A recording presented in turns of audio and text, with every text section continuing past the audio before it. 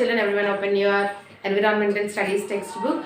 Previously we have completed the last lesson, children. Today we are going to start our new lesson, that is our 9th lesson, aquatic life. Okay, everyone open page number 55 in your textbooks. Okay, see into your textbooks. All forms of life, plants, animals and humans need water. About 70% of our body weight is made up of water. 70% of our body weight is made up of water. Okay, it means what, children? Here in our body, 70% will be water only. Okay, water not only supports life, but it also serves as a home to many plants and animals. A large number of plants and animals live in oceans, lakes, rivers and ponds. In fact, it is believed that life began in water. So here, what is the truth, children? First of all, here, water not only supports our life. First of all, as soon as we wake up, first we need water only. Even to go to the washrooms or to bath or to drink or to cook or to wash, everything, first of all, we need water. And here, so many plants and animals are living in the water itself. Okay, so a large number of plants and animals live in the different types of water sources. What are those? Oceans, lakes, rivers and ponds. In fact, it is believed that the life began in water. So this is the main concept, children, here. Aquatic organisms survive on oxygen and nutrients that are dissolved in water. So how the aquatic organisms, which means what? Which live in water. Okay, the organisms which live in water are nothing but the aquatic organisms. Then how they are living? They are living in what ways, children? First of all, they are having the oxygen which is present in the water and the nutrients that are dissolved in the water. Okay, so activity for FA is given here. Visit a nearby pond and make a list of what you see under the following headings. What are the plants, insects, animals that live in water, fish? You should not go anywhere, children. Whenever you are going with your parents, you can see what is there. Okay, individually you should not go there. Okay, see the aquatic plants here. Plants that live in water are called aquatic plants. The plants, they are living in water. Okay, they are called as what, children? Aquatic plants. On the basis how they grow, aquatic plants can be divided into 3 groups. So here they grow in different ways. So according to that, they have been divided into 3 parts. Let us see here. Free floating plants. The first one is free floating plants. So plants that float on water freely are called free floating plants. అంటే ఏంటి, నీళ్ల మీద ఇలాగ తేలుతూ ఉంటాయి అన్నమాట, float అవుతూ ఉంటాయి, తేలడం అది. These plants are small in size. They are very small in size. They have spongy stems or air-filled parts that help them to float freely. How they are floating on the water, children, here? Because they have the spongy stems and air-filled parts. Air-filled అయిపోయిన parts తోని spongy stems తోని ఉండడం వల్ల అవి ఈజీగా water మీద float అవుతున్నాయి. Such plants are mostly found in ponds and lakes where the water remains stagnant. So here stagnant water అన్నమాట, అది ఎటు వెళ్ళకుండా ఉండిపోతుంది చూడండి. On that they will grow. These plants protect small water animals from the hot sun. So because of water, on the water they will float, no children. So what will happen? They will protect the small insects which are living in the water from the sun rays. ఇప్పుడు ఈ water మీద అలా ఉండడం వల్ల sun rays direct గా water లోకి వెళ్ళలేవు కదా. So with that they will live happily. Okay, duckweed, water lettuce and water hyacinth are a few free floating plants. These are the examples for the free floating plants. What are those? Duckweed, water lettuce and water hyacinth. Okay, these 3 are the what, children? Free floating plants. Turn the page. Next one is rooted floating plants. What are rooted floating plants?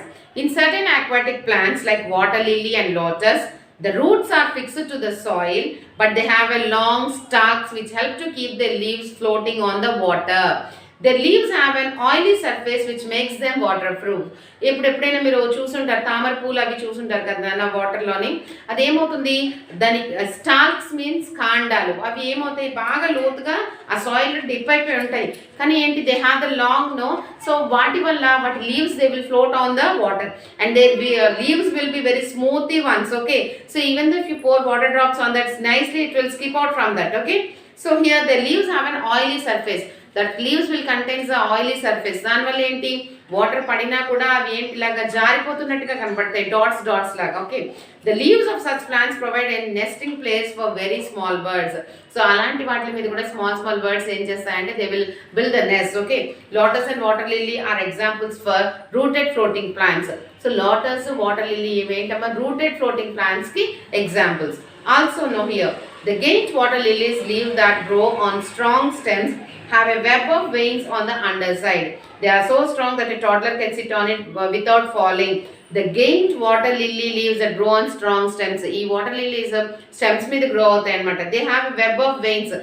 మనకి spider web లాగా ఎలాగా చేస్తుందో అలాంటివి చాలా ఎక్కువగా దగ్గరగా ఉంటాయి on the underside. They are so strong that a toddler can sit.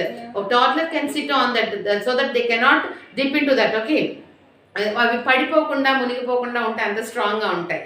Submerged plants, and the next one is submerged plants. Plants that grow underwater are called submerged water. In the name itself it is there, submerged. Submarines will tell no children. Submerged అంటే ఏంటి, water కింద అన్నమాట. Okay, so these plants are fixed to the water bed. ఇవన్నీ కూడా water bed తో fix అయిపోయి ఉంటాయి. Hydrilla, vallisneria and tape grass are some examples. So here submerged plants ke examples ఏంటమ్మా, hydrilla, vallisneria and tape grass. Now about the aquatic animals. Till now we have discussed about the aquatic trees. They are in three aquatic plants. Okay, they are in three ways.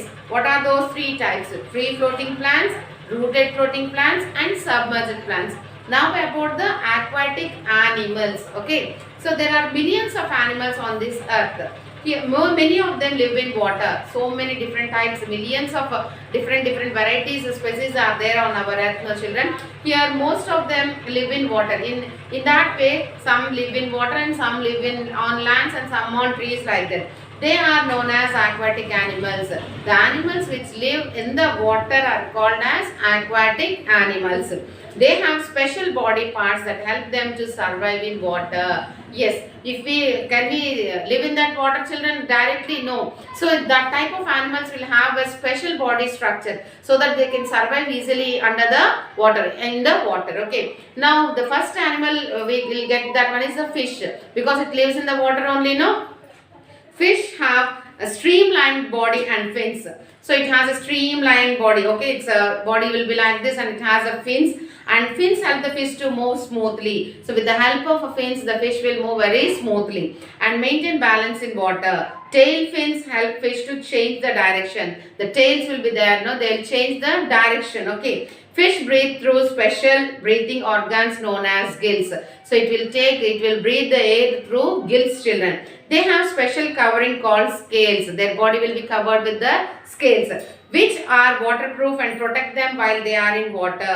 These scales are waterproof and they'll protect them from the water. Okay, next one, we'll continue the next part in the next class, children. Everyone open page number 59. This is the homework task for you. Here, answer the following questions. Is there, no? What do you understand by aquatic plants and animals? List the different types of aquatic plants. Give examples for each. This we have discussed now, children. So see and write these two question answers in your homework book without fail. Write with good handwriting. Give finger gap between word and a word. Have a good day, children. Thank you.